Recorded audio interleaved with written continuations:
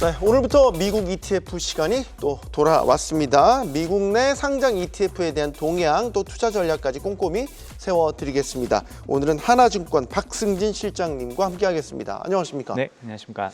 자, 이제 7월이 다 갔어요. 네. 7월 빅 이벤트 너무 많았습니다. 네, 맞습니다. 관세 협상부터 FMC도 있었고 다 소화했습니다. 네. 그럼 이제 ETF는 7월에 어떤 성적표를 냈을까? 네. 일단 정리를 좀 해주시죠. 사실 저희가 7월도 보면은 사실 아시다시피 앞서 말씀하신 것처럼 빅테크 기업들이 굉장히 주가가 좋았었고, 사실 최근에 보면은 이 단기적으로는 또 에너지 기업들도 일단 저가 매수에 대한 부분들 바닥을 좀 찍었다라는 그림들이 반영이 되면서 에너지 섹터들도 좀 올라온 모습들이 있었습니다. 네. 결과적으로는 전체 그림은 AI 테마를 가지고 움직일 수 있는 ETF들이 전체적으로 또 상위권에 있었다, 이렇게 좀 보시면. 그거는 여전했다. 네, 그 강세 맞습니다. 흐름은 여전했다. 네, 맞습니다. 그렇게 좀 보시면 될 것 같고요. 저희가 준비한 그 그림이 하나 있는데, 네. 이게 앞에서 이제 보통은 일반적으로 좀 종목을 보실 때 많이 보시는 히트맵입니다. 근데 이게 저희가 ETF를 볼 때도 이게 그 핀비즈 사이트에서 ETF로 설정하고선도 보실 수 있는 부분들이 있는데, 네. 제가 오늘 이걸 가져온 이유는 ETF로 설정해 놓고 보시면은 조금 익숙해지시면 이 큰 그림을 한번 잡는데 굉장히 또 중요한 데이터가 될 수 있다, 이렇게 좀 설명을 드릴 수 있을 것 같고요. 이 보시면은 이 왼쪽 구간들이 주식형 ETF들입니다. 이 미국에 상장된 종목들의 구역인데, 이게 사실 사이트 가서 보시면 더 잘 보이시겠지만, 이 왼쪽 위쪽 저 구간들은 네. 지수형 ETF들. 그래서 왼쪽 끝에 보시면은 SPY, IVV, VO라는 종목들이 보이실 텐데, 얘들은 S&P 500 지수를 추종한 ETF들이고요. 네. 이게 아시다시피 이게 녹색으로 갈수록 이제 상승했다라는 얘기인데, 가운데가 QQQ가 껴 있습니다. 얘는 초록색이 조금 더 있고요. 이 기술주 중심의 이 나스닥 ETF 대표적으로 보시면 될 것 같습니다. 네, 네. 맞습니다. 그리고 바로 오른쪽에 DIA 같은 경우가 다우존스 지수가 상대적으로 또 부진했기 때문에, 그랬죠. 쟤는 빨간색으로 좀 보시면 될 것 같습니다. 이 그림은 지금 주간 단위로 저희가 지금 준비를 했고요. 참고로 아시겠지만 우리나라와 이 상승과 하락의 색깔이 다르다는 네, 점 맞습니다. 예, 참고하셔야 됩니다. 네. 이렇게 보시면 될 것 같고, 이게 보시면은 이 그림들에서 저희가 또 하나 볼 수 있는 거는 그 바로 밑에 칸들을 보시면은 이 섹터별로 저희가 또 정리가 되어 있습니다, 이 그림이. 네. 그래서 가장 연두색으로 초록색으로 빛나고 있는 구역이 빅테크, 테크 기업들로 보시면 될 것 같고요. 역시. 네, 맞습니다. 이 XLK라는 종목이 이 기술주 섹터 ETF라 보시면 되고, 저 밑에 있는 SOXX라는 종목이 또 사실 이제 SMH랑 같이 저희가 좀 말씀드렸던 종목인데, 반도체 ETF입니다. 그래서 이 반도체 지역들이 초록색으로 되어 있는 걸 보실 수가 있고, 저희 가장 연두색으로 진하게 이제 보이시는 SOXL이라는 종목은 잘 아실 겁니다. 서학개미 분들은 많이 아실 텐데, 반도체 업종 레버리지 ETF에서 3배짜리가 자리를 하고 있다 보시면 될 것 같고요. 그 가운데 영역에가 XLE가 보이실 텐데, XOP를 이런 종목들을 보이실 텐데, 이건 방금 말씀드렸던 에너지 업종의 반등을 반영한 에너지 섹터 ETF, 이렇게 네. 좀 보시면 될 것 같습니다. 자, 전체적인 흐름을 잡아내는 그 그림을 좀 설명을 해 주시고 있는데, 저희가 이제 아까 지수, 네. 섹터, 테마 이런 것들 이제 차례대로 짚어봤는데, 사실 올 상반기의 큰 흐름을 보자면 중국 증시가 두각을 나타냈던 네. 적도 있고, 예, 유럽 특히 독일 같은 맞습니다. 증시가 또 한번 네. 확 튀어 올랐었고, 네. 물론 이제 미국이 계속해서 끌고 나가는 모양새긴 했지만, 네. 요게 이제 나라별 지역별로 보면 또 이렇게 다른 흐름이 포착이 되나요? 그렇죠. 지금 아까 그림을 한번 또 다시 보여드리면, 네.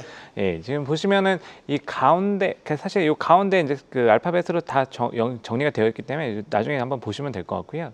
그 가운데는 이제 스타일이랑 이제 그 사이즈를 가지고 나누는 거고, 그 가운데 오른쪽 칸들을 보면은 거기가 이제 인터내셔널이라고 되어 있을 겁니다. 글로벌 지역이라 보시면 되고, 지난 한 주는 조금 이제 미국 외 지역들이 오히려 좀 부진한 그림들이 있었기 때문에 네. 빨간색으로 되어 있으실 텐데, 저 지역들을 보시면은 이제 그 SPY, QQQ 이런 종목들과는 다르게 이제 또 그 세계 증시는 EFA, VA, IFA 이런 종목들이 이제 보이실 텐데, 여기는 이제 선진국 증시를 추종하는 ETF라고 보시면 될 것 같고요. 신흥국은요? 신흥국은 저희가 이제 EMG, IEMG라는 종목이 있고 VW라는 종목이 또 있습니다. 그 옆에 이제 보시면은 빨간색으로 좀 물들어 있는데 지금 지난 한 주간은 상대적으로 어쨌든 부진한 모습들이 있었기 때문에 네. 이런 그림들이 좀 나온다. 그리고 말씀하셨던 중국 같은 경우는 이제 FXI 저게 그림 크기가 사실 아시다시피 시가총액 기준으로 큰 종목들일수록 이제 사이즈가 크게 되어 있는데 FXI 같은 경우가 이제 중국 대형주 중심으로 가 있는 ETF라 보시면 되고 이 종목 같은 경우가 연초 이후로 하면은 이제 플러스가 나 있겠지만 지금 한 주는 조금 부진했던 이런 흐름들을 반영하고 있다라 보시면 될 것 같습니다. 알겠습니다. 자, 이제 매번 나오실 때마다 새로운 이제 ETF 상품 소개해 드리고 있는데 오늘은 채권 ETF 그 중에서도 미 국채 ETF에 대한 이야기를 해 보고 싶어요. 네. 왜냐하면 FMC 끝났고 네. 뭐 동결 기조가 유지가 됐지만 사실 금리는 좀 변동성이 있었던 거는 네. 외생 변수도 있었고요. 네, 네. 특히 이제 장기 30년물 같은 경우는 확 튀어오르게 되죠. 네, 맞습니다.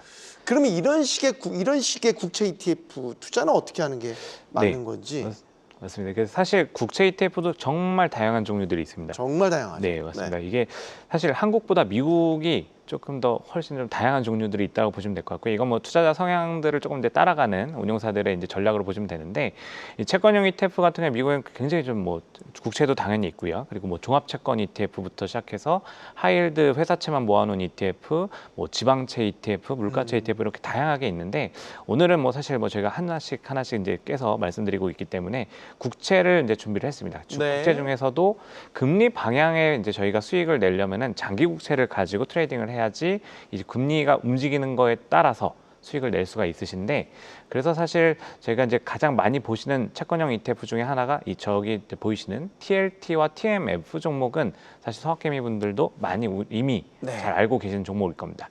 그 TLT 같은 경우는 이제 저 종목들이 다 이제 대체적으로 20년 이상 만기를 가지고 있는 잔존 만기를 가지고 있는 채권들로 구성된 ETF라 보시면 되고요.